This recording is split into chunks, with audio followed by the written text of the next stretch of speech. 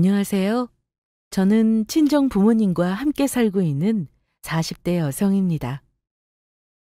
여러분은 내 몸의 장기 하나를 가족에게 주어야 한다면 고민하지 않을 결정할 수 있나요? 아무리 가족이라고 해도 고민이 되는 것은 당연합니다. 그런데 만일 나에게 함부로 대했던 시댁에서 이런 무리한 요구를 한다면 어떻게 하시겠어요?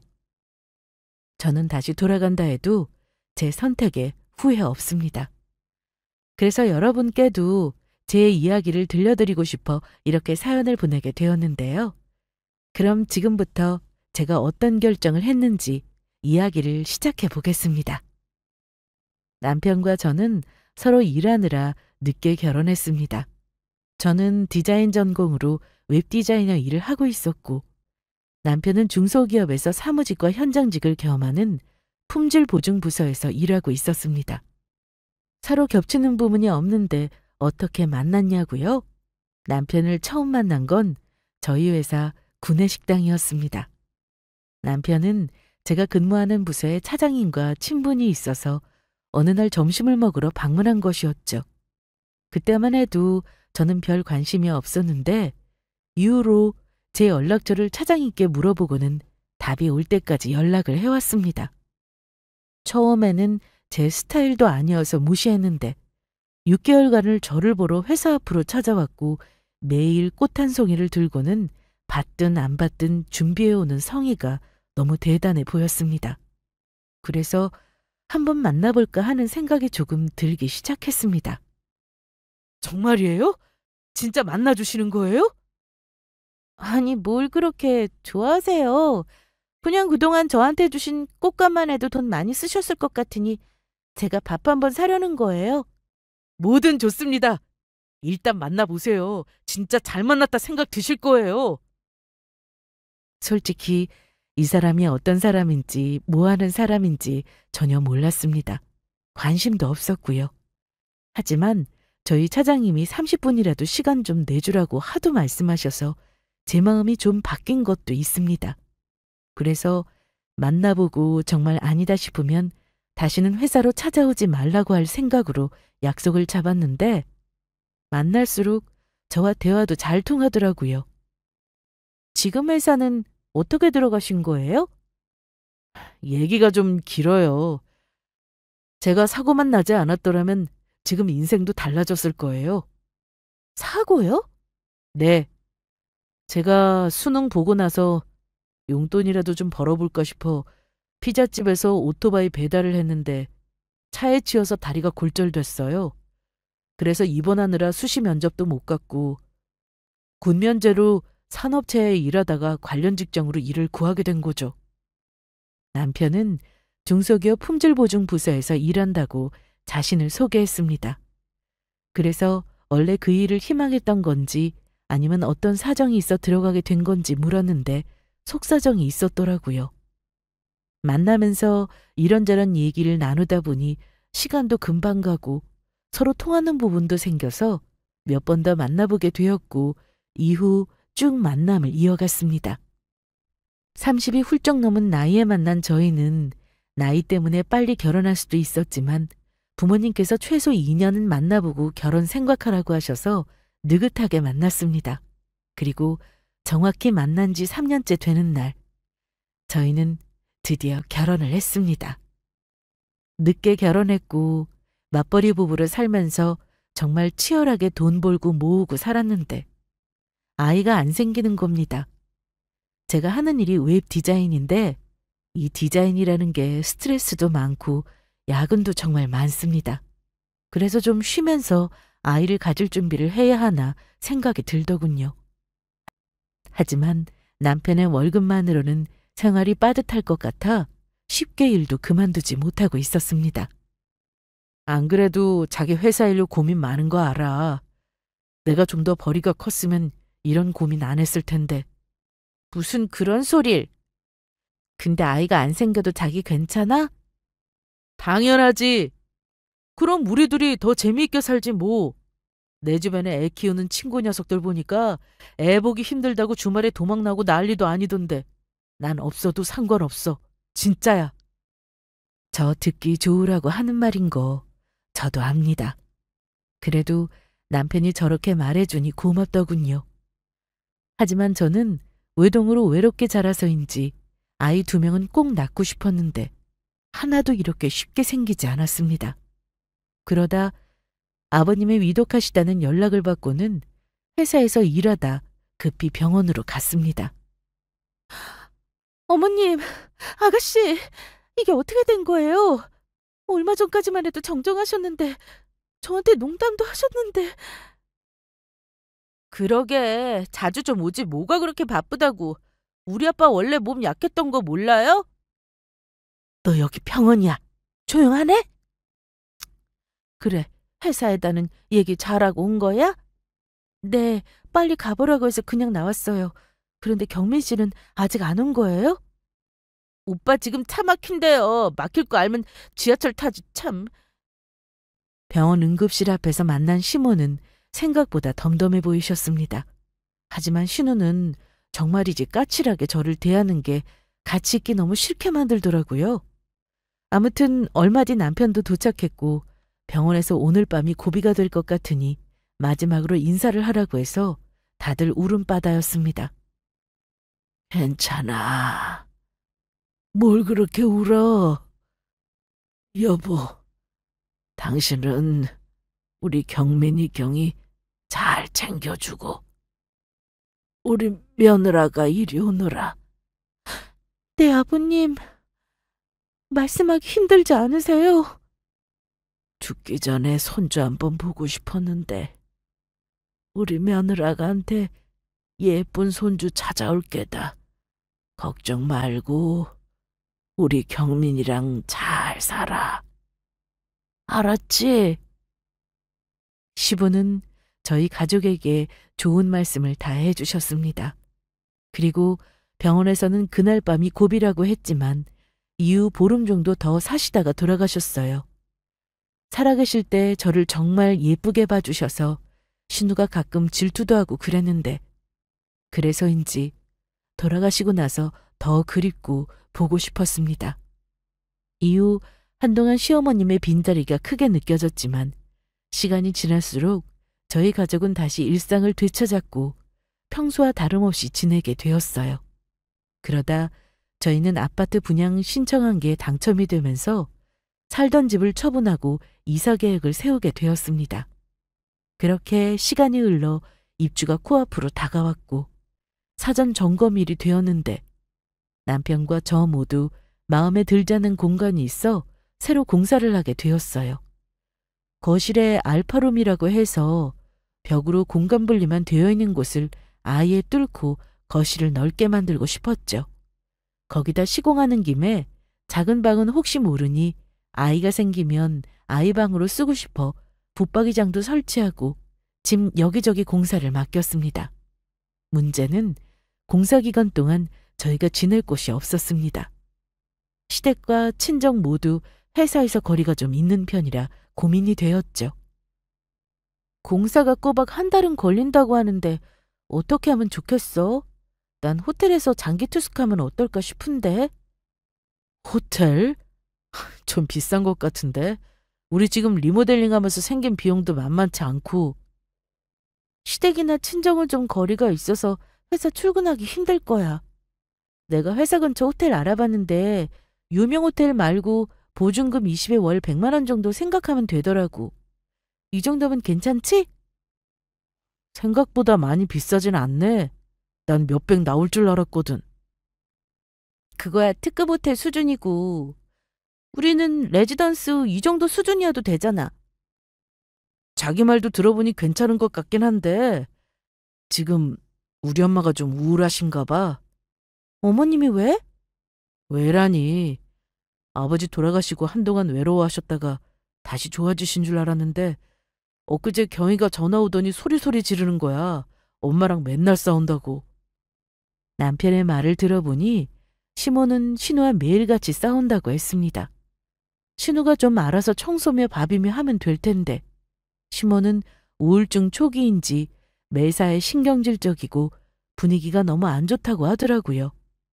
사실 아버님 돌아가시고 혼자 남겨진 시모를 생각하면 마음이 안 쓰였던 건 아니었어요. 그래서 자주 찾아뵙기도 했고 신우가 있어서 괜찮겠다 싶었죠. 그럼 우리가 더 자주 시댁에 가면 어때? 어머님이 갑자기 혼자 되셔서 그동안 많이 힘드셨나 보다. 그래서 말인데 이번에 우리 호텔 들어가지 말고 공사 끝날 때까지만 우리 집 들어가서 살면 어때? 자기가 엄마 말동무도 해주고 맛있는 것도 해드리면 좋잖아. 근데 회사까지 거리가 상당해. 친정보다 가까운 편이지만 왕복 3시간 반이면 좀 자기도 힘들지 않아? 나도 힘들지. 근데 딱 한 달이니까 우리가 그만큼만 고생하자. 응? 노인 우울증의 주요 원인 중 하나가 사별이라고 알고 있는 만큼 남편의 말을 그냥 무시할 수는 없었습니다. 계속 같이 사는 것도 아니고 한 달이었고요. 거기다 저희 친정에서도 사위 말에 적극 찬성하셨습니다. 예, 시연아. 사부인 많이 힘드실 텐데 네가 좀 위로해 드려. 응? 알겠어요. 근데 나한테 까칠하게 구는 아가씨랑 잘 지낼 수 있을까? 그것도 걱정이고. 한 달이라고 해도 쉽지 않을 거야. 갑자기 같이 사는데 불편할 거고. 그래도 네가 현명하게 잘해드리고 와. 시간 금방이야. 1년도 아니고 한 달인데 더 이상 고민하지 않기로 했습니다. 필요한 집만 빼고는 나머지는 이삿짐 보관센터에 맡겼고 얼마 뒤 드디어 시댁에 들어가는 날이 되었습니다. 생각보다 훨씬 더 떨리더군요. 그래도 마음 굳게 먹고 회사 퇴근 후 시댁으로 가서 저녁부터 했습니다. 어머님, 아가씨, 나와서 저녁 드세요. 맛있는 냄새. 언니 오늘 메뉴는 뭐예요? 불고기 좀 볶고 된장찌개 했어요. 별거 없죠? 아니, 냄새가 기가 막히길래 한우라도 구운 줄. 암튼 잘 먹을게요. 경이 너는 어른이 앉지도 않았는데 먼저 수저를 드니? 아니, 언제부터 우리가 그런 걸 신경 썼다고 그래? 예, 아가 너도 얼른 앉아라. 아범은 저녁 먹고 온대니? 네, 오늘 야근이래요. 현장에 나가봐야 한다고 해서 늦을 거라네요. 얼른 드세요. 첫날은 저녁도 기분 좋게 하고 설거지도 마무리하고 그렇게 잘 지내갔습니다. 그런데 다음 날부터 신우가 저를 조금씩 못살게 굴더라고요. 언니, 제 양말 한 짝이 안 보이는데 어디 갔어요? 글쎄요. 아가씨, 제가 지금 출근 준비 중이라 다른 양말 없어요? 나 오늘 그 양말 신어야 돼요. 좀 찾아줘봐요. 같이 찾으면 빨리 나오겠죠. 야, 너는 출근하는 거 눈으로 보면서 그런 걸 시키냐? 어? 네가 해. 그때 어머님이 방에서 나오시더니 남편을 방으로 들어오라고 하시더라고요. 나중에 알고 보니 제가 있는 앞에서 동생한테 말 함부로 하지 말라고 했다더군요. 그러면서 남편이 저한테도 동생 좀 잘해주라고 자기 입장이 난감하다고 하는데 어이가 없었습니다. 그런 날이 하루 이틀이 아니었고 꼬박 일주일을 그렇게 보냈습니다. 시간이 왜 이렇게 늦게 가는 것 같은지 빨리 한 달이 지나서 새 집으로 들어가고 싶은 생각만 났습니다. 제가 야근을 하는 날은 저녁을 차려드릴 수 없어 신우에게 전화해서 대신 저녁 좀 하라고 했는데 바뀌라면서 저보고 알아서 하라고 하는 게 아니겠어요?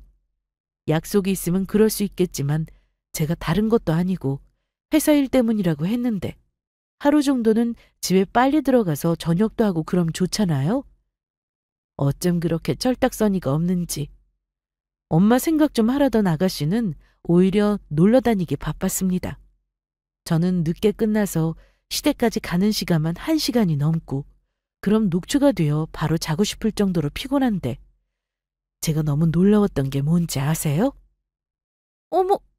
어머님, 아직 안 주무셨어요? 지금 시간이 10시가 넘었는데? 아니, 얘, 너네 회사는 왜 이렇게 늦게 끝나니? 저녁은 먹었어? 난 아직인데. 아니, 아직도 안 드셨어요? 제가 차려드릴게요. 조금만 계세요. 배고프니 빨리 좀 해라. 시모는 제가 늦게 오든 빨리 오든 꼭 저에게 저녁을 차리게 했습니다. 몸은 힘들지만 그래도 있는 동안은 최선을 다해서 나중에 아쉬운 소리 나오지 않게 하려고 정말 노력했습니다. 그렇게 저녁을 차리고 설거지에 거실 대충 치워놓고 방으로 들어왔더니 시간이 12시가 넘었더라고요. 남편은 그새 들어와 혼자 자고 있는데 정말 마음 같아서는 한 대 때려주고 싶었습니다.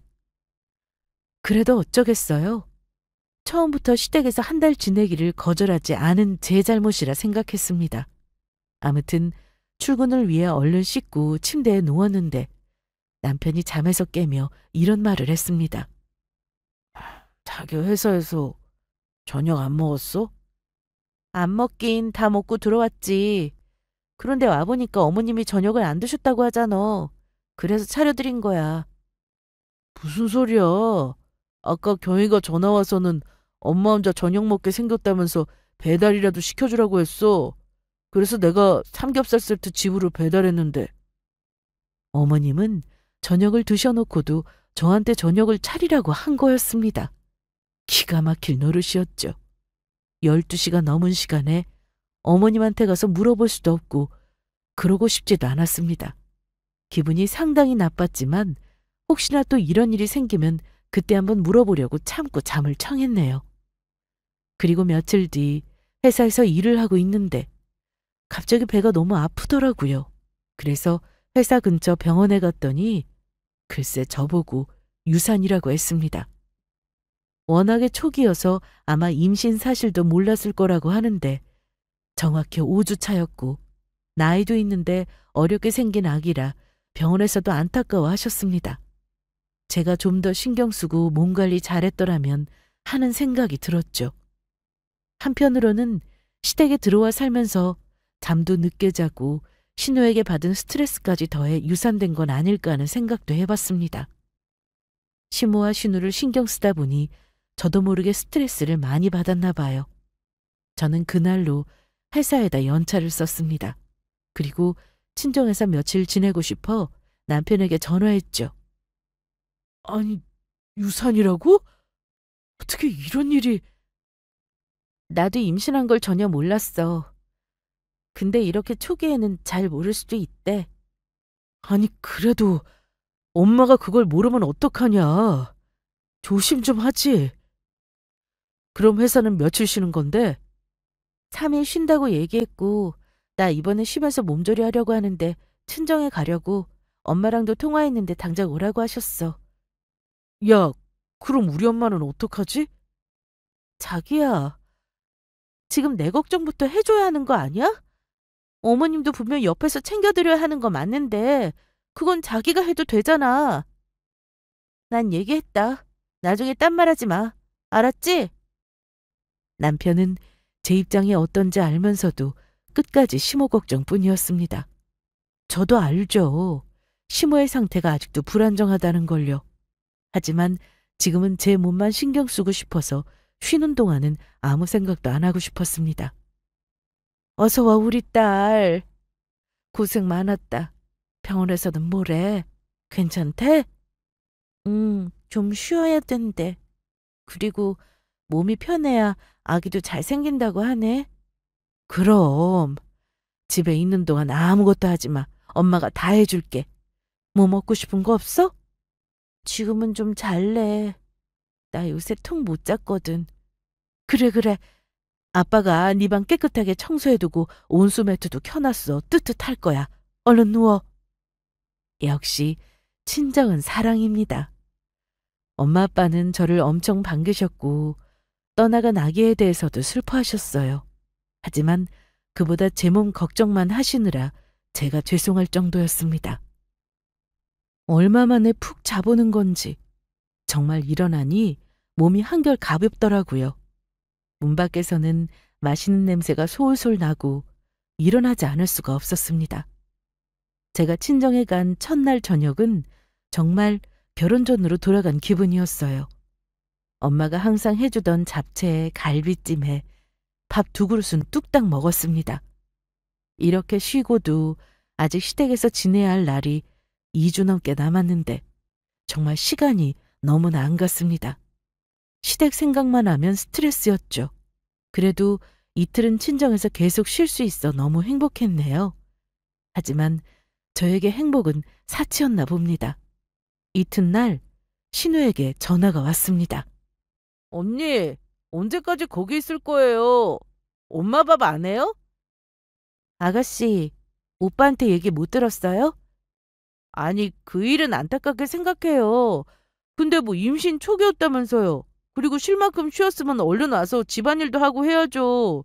거기다 우리 엄마 지금 몸 안 좋으니까 당장 오면 안 돼요? 신우는 전화에서는 빨리 오라고 했습니다. 하지만 이번에는 제 뜻대로 3일 꽉 채우고 시댁에 들어갈 생각을 했습니다. 어차피 회사도 연차 써서 쉬는 마당에 지금 시댁 들어가면 하루 세 끼는 꼬박 차려야 하고 시모나 신우 시중 들어야 하는데 상상만 해도 답답했습니다. 이 몸으로 그걸 하려니 숨이 턱 막히더라고요. 시모는 제가 옆에서 챙겨드리는 게 맞지만 신우는 다 큰 성인이면서 어쩜 뭐든 다 저한테 해달라고 하는지 정말 일부러 저러나 싶을 때도 많았거든요. 그래서 이번엔 끝까지 거절했습니다. 아가씨, 저도 병원에서 몸조리 잘해야 다시 아기가 찾아온다고 했거든요. 그래서 친정에서 좀 쉬다 갈 거예요. 남편한테도 말했으니 아가씨가 며칠 동안 밥도 좀 하고 그래요. 참나. 아니, 며느리가 해야 될 일을 신우한테 시키는 게 정상이에요? 그리고 엄마가 아프다잖아요. 뭐 이런 며느리가 다 있어. 끊어요. 신우는 자기 할 말만 하고 전화를 끊었습니다. 마음은 불편했지만 시댁에 갈 생각은 전혀 들지 않았죠. 그런데 남편이 갑자기 찾아왔습니다. 아니, 자네 어쩐 일인가? 우리 시연이 보러 왔나? 아, 네, 장인어른. 얼굴도 볼 겸 데리러 왔습니다. 아니, 이틀 더 쉬다 갈 건데 데려가다니. 자기야, 무슨 말이야? 나 안 갈 거야. 안 돼. 지금 엄마 아프셔. 진짜 일어나지도 못하고 계시다니까. 그럼 자기가 병원으로 모시고 가보면 안 돼? 안 그래도 내가 오늘 회사 빠지고 엄마랑 병원 다녀왔어. 검사 받았는데 결과가 며칠 뒤에 나온대. 검사라니? 그냥 몸이 약해지신 건가 했는데 무슨 문제가 있나 봐. 병원에서는 간 쪽에 문제라고 하는데 결과 나와봐야 안 돼. 정말이지 저는 쉬면 안 되는 사람인가 봅니다. 3일간 친정에서 쉬다 갈 저의 계획은 산산조각이 났습니다. 시모가 아파서 검사까지 받았다고 하는데 제가 마냥 쉬고 있을 수도 없고 하니 결국 짐 싸서 시댁에 들어갔습니다. 시댁에 도착하니 거실은 정말 엉망이었고 신우는 집에도 없었습니다. 그런데 어머니께 인사하러 방에 들어갔더니 정말 얼굴빛이 너무 안 좋으시더군요. 어머님, 저 왔어요. 많이 안 좋으세요? 그래, 좀 쉬었니? 내가 많이 안 좋구나. 네 아버지 따라가려고 그러나? 엄마! 그 소리 좀 하지 말라고요. 자기 나와. 여보, 소리 지르지 마. 어머님 안 좋아 보이시는데 증상이 어떠신데요? 죽은 드실 수 있겠어요? 엄마 지금 아무것도 못 드셔. 소화도 잘 안 된다고 하고 억지로 드신 밥도 다 토하고. 시모의 증상은 소화불량에 식욕도 없으셔서 밥도 잘 못 드신다고 했습니다. 또 숨도 차다고 해서 서 있거나 앉아 있는 것도 힘들어 하셨죠. 저는 제 몸도 다 회복하기도 전에 시모를 돌봐야 했고 다행히 남편도 퇴근하고 와서는 저와 같이 시모를 잘 챙겼습니다.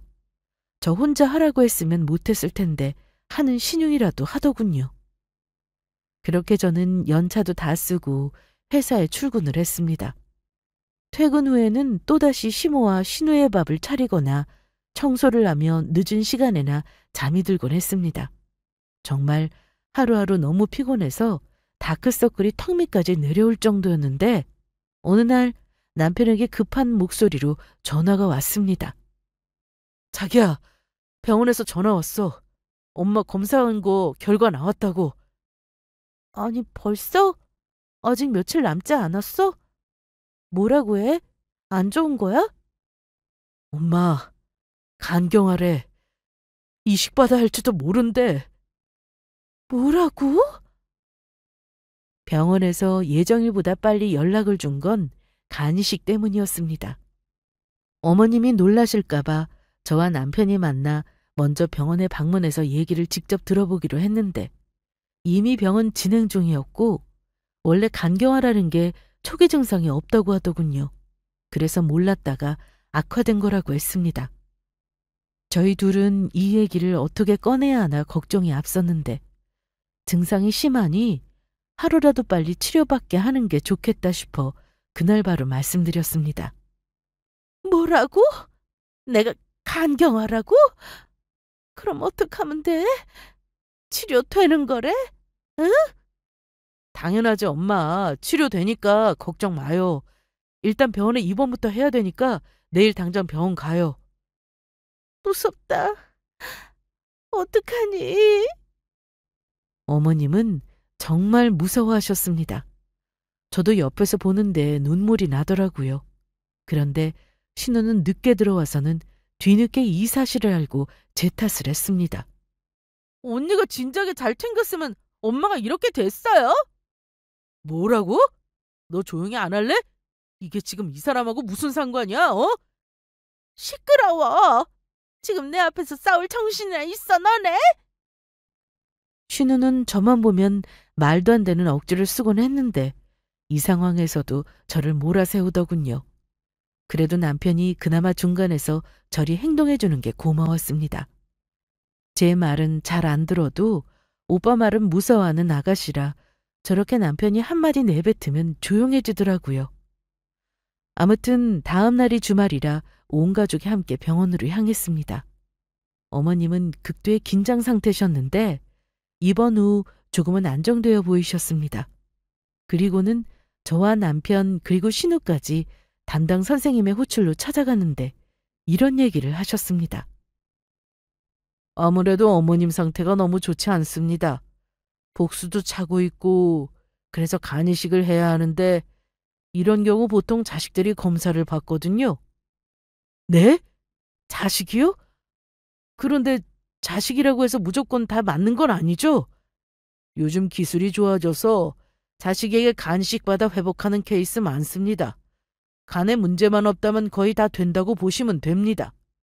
저는 옆에서 내 남편이 간이식을 해줘야 하겠구나 싶었습니다. 아무래도 결혼도 안 한 아가씨보다는 오빠가 자진해서 할 거라고 생각이 들었거든요. 간이식이라는 게 처음에는 떼어주고 남은 크기로 살아야 한다고 생각했는데 보통 2개월 내로 정상 크기에 가깝게 재생이 된다고 하더라고요. 그래서 남편도 고민 없이 결정할 거라 믿었습니다. 그 얘기를 듣고는 남편과 신우는 병원에서 검사를 받았습니다. 그 결과 두 사람 모두 적합이라고 나와서 속으로 잘 됐다 싶었습니다. 담당 의사 선생님께서도 다행이라며 누가 수술할 건지를 결정해서 병원에 알려달라고 하더군요. 그런데 전혀 상상도 못할 문제가 생기게 되었습니다. 바로 두 사람 모두 간이식을 못하겠다고 나선 겁니다. 거기에 시모 역시 자식들의 간을 받을 수 없다고 했죠. 안 된다. 어떻게 내 자식들 간에 손을 대니? 그건 못한다. 그냥 대기하면 나한테도 순서가 오지 않을까? 어머님, 몸 상태가 지금 좋지 않으셔서 간이식을 빨리 받으셔야 한다고 하셨어요. 너 같으면 네 자식한테 간 받을 수 있겠어? 네 일 아니라고 말 그렇게 할 거니? 참나. 시어머니는 갑자기 저에게 화를 냈습니다. 더 황당한 건 이 상황에 남편이나 신우가 아무 말도 안 하고 가만히 있다는 거였죠. 남편은 현재 바로 이식 가능한 상태였고 신우 역시 충분히 수술된다고 하는데도 누구 하나 나서서 하겠다는 사람이 없었습니다. 아무 진척도 없이 어머님은 병원에서 계속 치료만 받으시고 남편이나 신우는 병원에 잘 찾아가지도 않았습니다. 며느리인 제가 봐도 너무 기가 막힌 상황이었습니다. 그러던 어느 날 한 달이라는 공사기간이 끝나고 저희는 드디어 새 아파트로 들어가게 되었습니다. 마냥 행복할 거라 생각했는데 시모는 병원에 있고 남편은 허구한 날 술 마시며 늦게 들어오고 이게 사는 건지 정말이지 짜증나는 날이 많았습니다. 저는 집 정리도 해야 하고 회사 일도 해야 하고 또 퇴근하고 병원에 들러 어머님도 살펴야 했습니다. 경민이랑 경이는 요 며칠 왜 안 보여? 어디 갔어? 아가씨는 아직 연락이 없고 남편은 일이 많은가 봐요. 얼른 저녁 드세요. 오늘은 메뉴 괜찮은데요? 병원밥 지겹다. 밖에서 음식 사올 수 없어? 병원에서 주는 대로 먹어야 한대요. 식단대로. 네가 매일 먹어봐라. 물리나 안 물리나. 알죠. 힘드셔도 몸 생각하셔서 조금만 드셔보세요. 예, 아가. 네? 네, 너한테 부탁이 있는데. 말씀하세요, 어머님. 그런데 어머님이 식사를 하시다 말고는 저에게 부탁이 있다며 황당한 말씀을 하셨습니다. 바로 간이식을 며느리인 저에게 해달라는 얘기였죠. 저는 그 얘기를 듣자마자 얼음처럼 몸이 굳어버렸고 자식 놔두고 며느리한테 말하는 게 맞는 건가 싶었습니다. 사실 사람 목숨이 달린 일인데 그 자리에서 바로 거절할 수도 없는 상황이었습니다. 그래서 저는 일단 남편과 얘기해보겠다고 하고 병원에다 물어보겠다고 했죠. 남편은 일하느라 전화를 받지 않았고 급한 대로 담당 선생님께 찾아가 물었습니다. 비혈연자도 간이식이 가능한지 말이죠. 저 혹시 며느리도 간이식을 할 수 있나요? 비혈연이라도 가능합니다. 그런데 검사를 받아보고 적합한지 유무를 따져봐야 해요. 근데 왜 자식들도 있는데 며느리분이... 사정이 있어서요. 일단 알겠습니다. 저는 담당 의사분과 얘기를 나눈 뒤 머릿속이 복잡했습니다. 사실 아기를 그렇게 떠나보내고 제대로 몸이나 마음을 추스르지도 못했는데 어머님 간병에 거기다 간이식까지 해달라니 황당할 뿐이었습니다. 만일 어머님이 나에게 그런 대우를 하지 않으시고 잘해주시기만 하셨다면 간이식 해드릴 수도 있었을 겁니다. 하지만 저는 아기도 낳고 싶고 후유증이 있을 수도 있다고 하고 거기다 적합한 남편과 신우가 있는데 내가 꼭 해야 되나 싶은 생각이 들었습니다. 속상한 마음에 친정에 전화를 드렸어요. 뭐야? 아니 박서방 그렇게 안 봤는데 하나뿐인 딸 결혼시켰더니 간이식 해달라고 하고 이게 뭐 하는 거야? 어? 너 당장 집으로 와! 얼른! 아빠, 그런데 지금 남편이나 아가씨가 병원에 없어. 보호자 한 명은 있어야 되거든요. 그럼 아빠가 병원으로 가마. 기다려!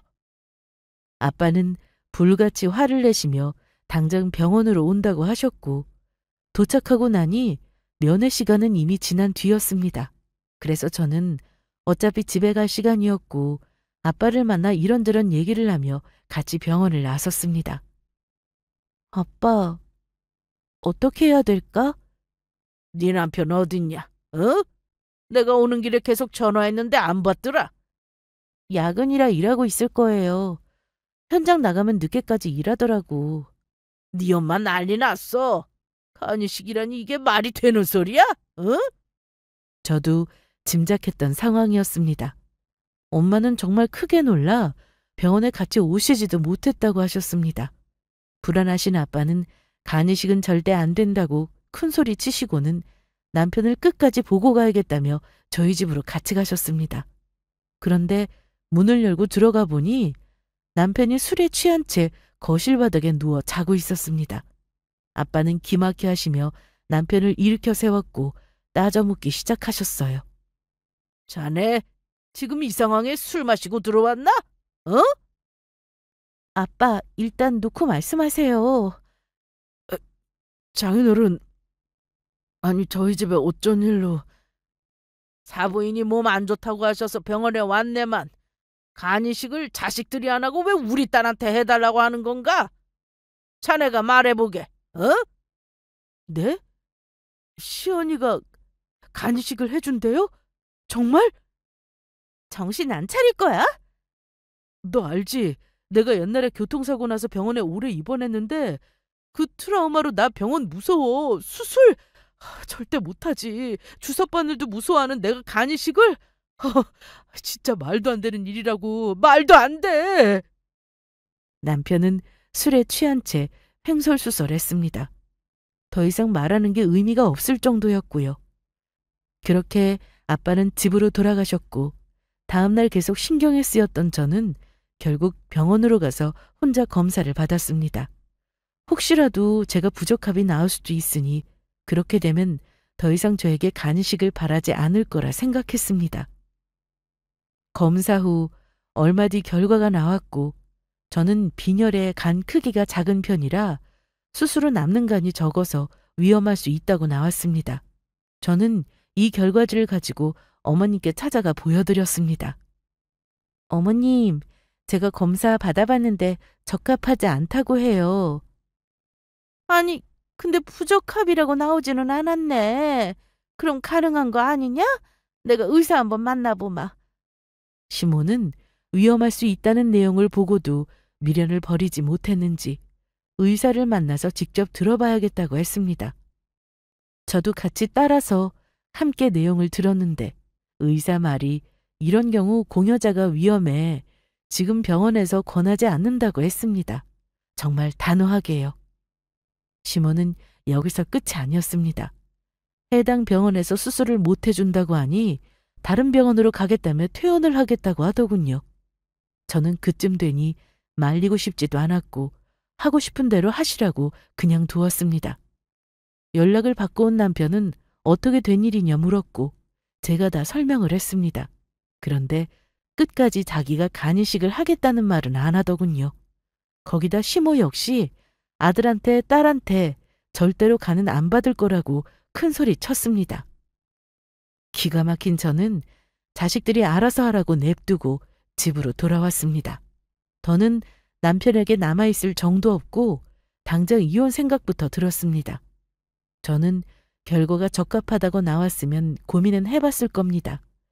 당연히 지금 어머님 건강 상태가 좋지 않으시니까요. 거기다 간은 잘라내도 재생된다고 하니 정 안 되면 정말 어쩔 수 없다면 저라도 해야 하잖아요. 그런데 수술이 어렵다고 나온 상황에 시모나 그 아들이 하는 행동을 보고 정내미가 뚝 떨어지더군요. 시모는 퇴원 후 어디서 그런 힘이 나왔는지 혼자 다른 병원을 다니며 수술해 줄 수 있다는 병원을 찾아다녔습니다. 아니, 수술한 케이스가 있는 병원을 찾았죠. 그렇게 딱 한 군데 병원을 알아왔습니다. 자기 지금 어디야? 어디긴 회사지. 지금 일하는데 왜? 아니, 요 며칠 집에도 안 들어오고 어디서 지내는 건데? 나 친정이 있을 거야, 당분간. 야, 너는 시엄마가 아픈데 꼭 그래야겠냐? 더는 할 말 없다. 끊을게. 여보세요? 야, 너는 전화를 그렇게 끊냐? 나 할 말 있어. 무슨 할 말? 엄마가 너 좀 보자고 하셔. 전화로 해. 잠깐만. 여보세요? 얘, 너 집에도 안 들어간다면서 친정을 그렇게 자주 가면 쓰니? 하실 말씀이 뭔데요? 다른 게 아니라 내가 수술되는 병원 찾았다. 저는 너무나도 황당했습니다. 어머님이 전화를 받으시고는 저한테 수술되는 병원을 찾았다고 하시더군요. 저처럼 수술하기에 위험한 케이스이지만 수술에 성공한 병원을 찾았다는 거죠. 저는 기가 막혀서 그 병원이 어딘지 물었습니다. 사람 목숨 가지고 장난하는 것처럼 들려서 대체 어느 병원인지 찾아가 보려고 했습니다. 그렇게 저는 그 병원을 찾았고 제 몸 상태를 얘기하니 빈혈은 약을 먹고 수치 올린 뒤 수술하면 된다고 하시더군요. 그런데 문제는 제 간 크기가 너무 작아 위험이 너무 커서 자기 병원에서도 권하기 어렵다고 했습니다. 정말 공여자가 전혀 없는 상황이라면 고려는 해보겠으나 간이식이라는 게 공여자의 건강이 최우선이라 더 고민해보라고 하더군요. 그러면서 한마디 더 해주셨는데 지금 상태로 수술을 하기 위한 정밀 검사를 다시 받게 되면 아마 1차, 2차 모두 부적합으로 나올 거라고 하셨습니다. 시모는 정밀 검사까지 얘기를 못 들었는지 빈혈약 얘기를 하셨습니다. 그날 이후 저한테 전화를 계속하시면서 수술해달라고 애원했고 빈혈약도 사다 놨다며 빨리 갖다 먹으라고 하더군요. 저는 전화도 차단하고 받지 않았습니다. 그렇게 시간은 계속 흘러갔고 어느 날 친정으로 남편이 찾아왔습니다. 설마 자네 우리 시연이 데리러 왔나? 절대 안 되네. 그리고 수술할 수 있는 몸도 아니야. 네, 장모님, 알고 있어요. 시연이한테 밥이나 사주고 싶어서 왔는데 오늘 외식하고 들어와도 될까요? 갑자기 왜 밥을 사준대? 나 밥 사주고 데려가려고? 야, 무슨 소리야. 너 여기 오고 나서 우리 못 본 지 얼마나 오래됐는지 몰라? 밥이나 같이 먹자. 나도 엄마 병간 후에 힘들어. 오랜만에 밥다운 밥 좀 먹고 싶어서 그래. 남편은 갑자기 찾아와서는 저녁을 같이 먹고 싶다며 저와 같이 외식을 하자고 했습니다. 수술 얘기는 전혀 하지 않길래 정신 차렸나 싶었죠. 연애 시절 데이트할 때 자주 갔던 레스토랑까지 예약해 두었고 저도 어차피 저녁을 먹어야 했으니 같이 나가서 밥을 먹고 돌아왔습니다. 먹는 내내 정말 시댁 얘기는 하지도 않았고 힘들게 해서 미안하다고 하더군요. 저는 아무 대답 없이 먹기만 했습니다. 그런데 헤어질 때 이런 말을 남기고 갔습니다. 시연아, 내가 미안해서 그러는데 내일 점심때 회사에서 잠깐 나올 수 있어? 무슨 일인데? 혹시 병원 가자고 그러는 거야? 아니야. 내가 이번에 분양받은 집 네 명의로 해주려고. 필요 없어. 지금 공동명의잖아. 반이면 충분해. 아니야. 그냥 너 다 가져. 다 네 명의로 해줄게. 내일 잠깐 나와. 알았지? 저는 대답하지 않았습니다. 처음부터 공동명의로 해서 불만도 없었는데 갑자기 내 명의로 돌려준다니 좀 이상하더라고요. 그런데 회사 앞이라며 계속 전화하는 통에 어쩔 수 없이 나갔는데 제 손목을 잡고는 법무사와 약속해서 꼭 가야 한다고 끌고 가더군요. 집에 놔두고 온 제 도장까지 챙겨와서는 그렇게 구청에 가서 명의 변경을 했습니다.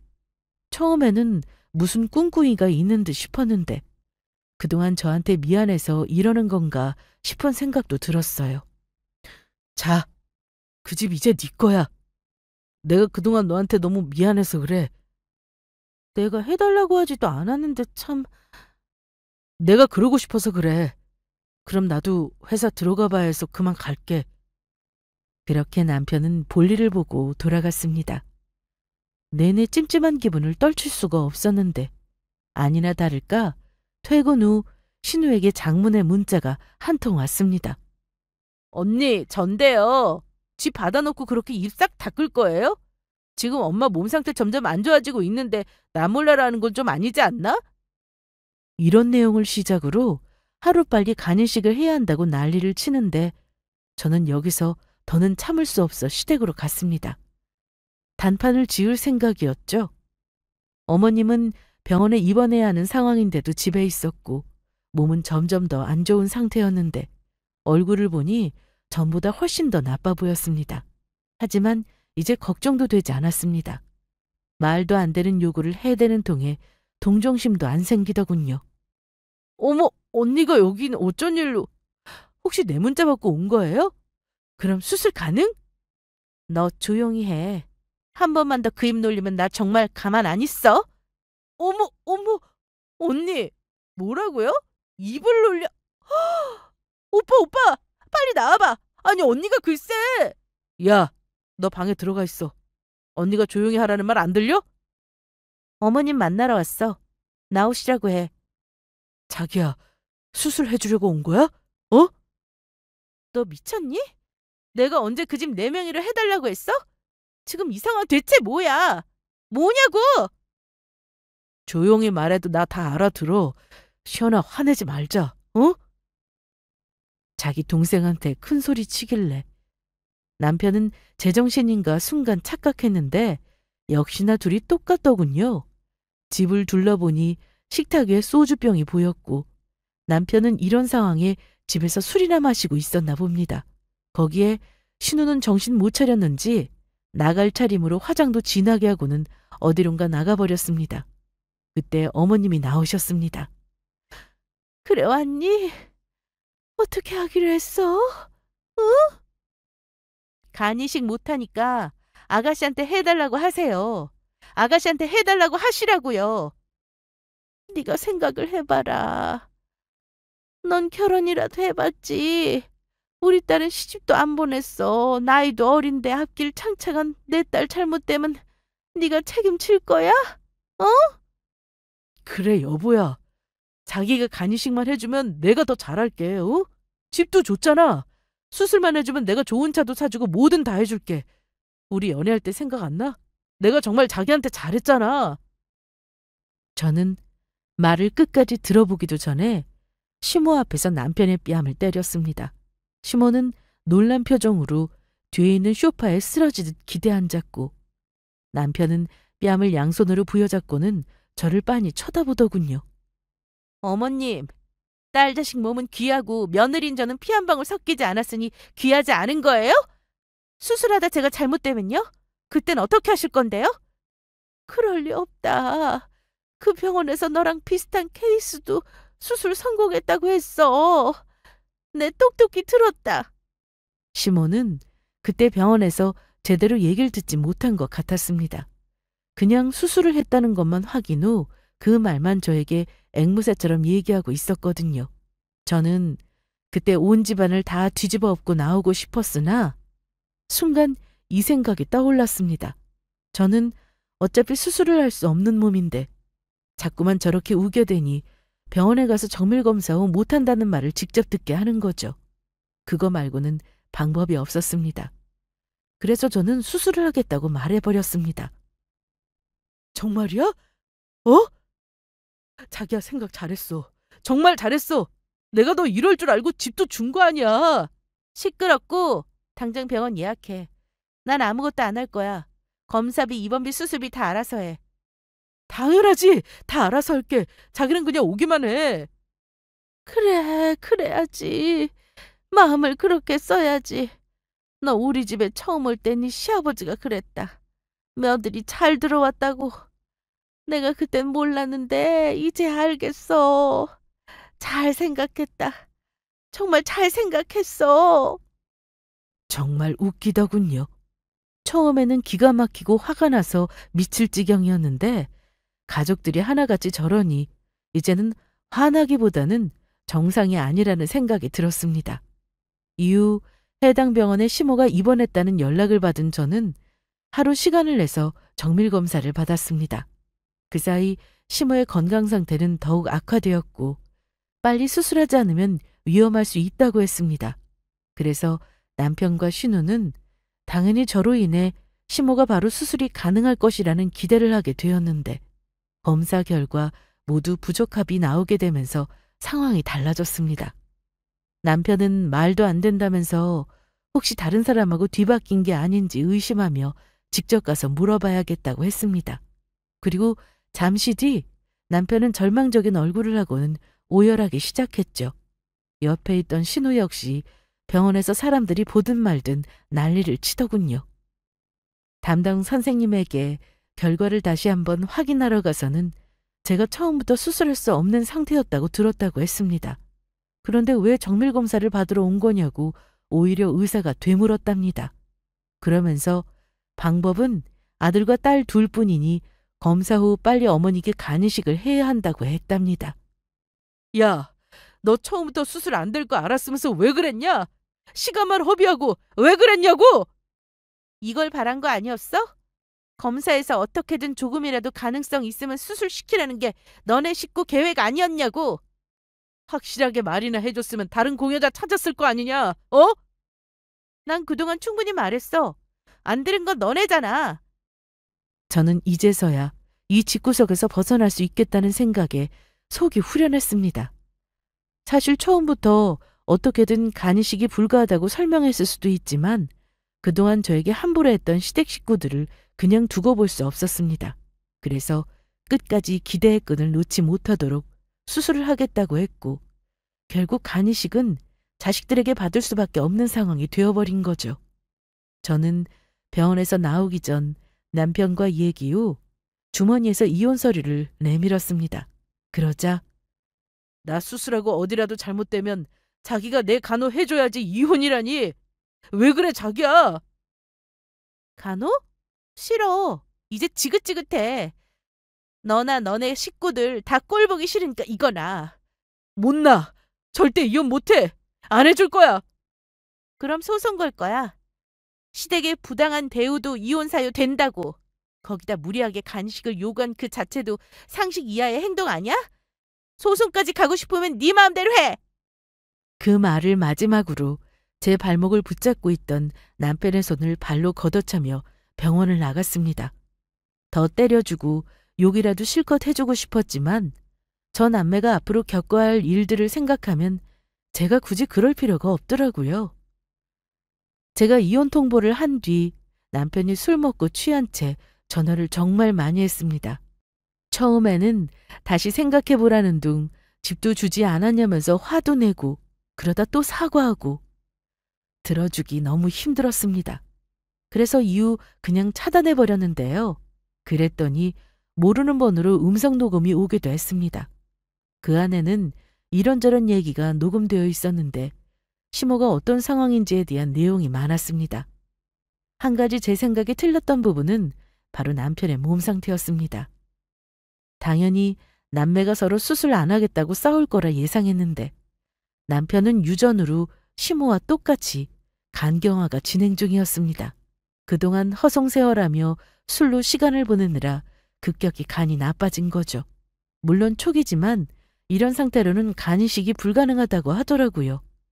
그럼 남은 건 딸뿐인데 그렇게 시모가 안 된다고 하던 딸이라 다른 공여자를 찾으려나 했지만 시모는 급했던지 딸에게 제발 이식해달라고 애원했다고 합니다. 어쩔 수 없이 딸이 수술하기로 했다는데 병원에서는 지방간 증상이 약간 있어서 체중간량이 필요하다고 했고 울며 겨자 먹기로 그렇게 좋아하던 밀가루, 기름진 음식, 짠 음식을 못 먹어서 온갖 짜증을 다 내며 운동 중이라고 합니다. 또한 시간이 너무 지나버려서 스스로 어떤 결과가 나올지 모른다고 했더니 참 답답한 사람들이네요.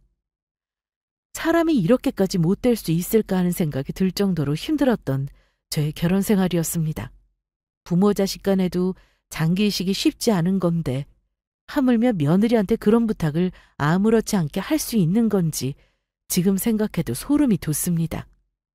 저는 이번 일을 겪으며 제 건강 상태도 다시 점검하게 되었고 그 누구도 내 인생을 대신해 줄 수 없기에 내가 먼저 행복한 그런 삶을 살아야겠다고 다짐했습니다. 저의 이야기를 들어주신 분들께 감사드리고 항상 내가 행복할 수 있는 그런 인생을 사시길 바랄게요.